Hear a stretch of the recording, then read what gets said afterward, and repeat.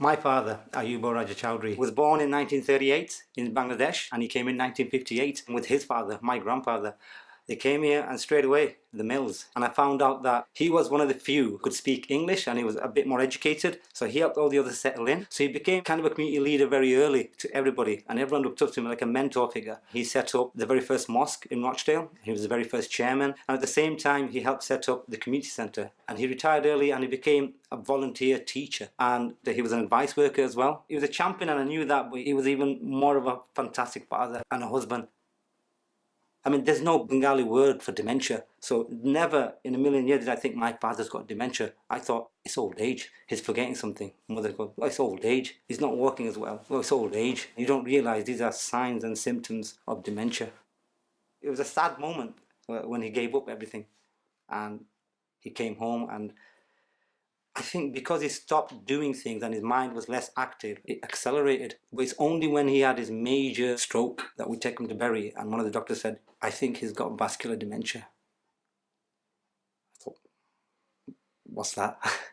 What's vascular dementia? The GP booked an appointment to the memory clinic, which was in Birchill Hospital, which wasn't brilliant because we didn't watch it. Birchill is known as a mental institute because some of the things that he used to do, you can't attribute towards mental health.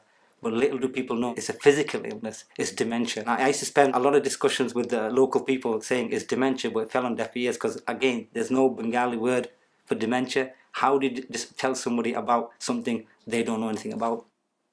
So as a family, we got together and we thought, okay, how do we do this? Because this is a man who now needs to be sleeping downstairs. He needs 24-hour care. You need to wash him, bathe him, you need to feed him, because these are things you could not do anymore. And as horrible as it was, we had to do that for him. I remember the doctor said, make sure you contact social services and GP. She referred me onward to occupational health. I didn't chase too much, I didn't want to bug them, but at the same time, they weren't exactly forthcoming either. So I went and bought a wheelchair myself and a Zimmer frame. We brought the bed downstairs, made our living room, the middle room, into a bedroom with a bed.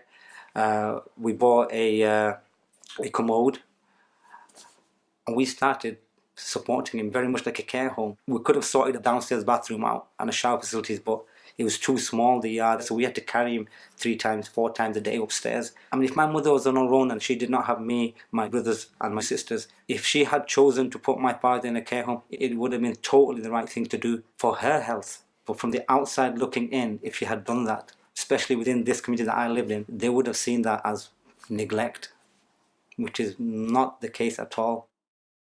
We didn't have any experts telling us, you're doing the right thing. I took a picture of father and I told everyone on Facebook, I said, look, my father, the line that you know is not the line anymore. He's suffering from dementia. And this is what dementia is. And this is how he is now. And this is what we do for my father. And I left it at that.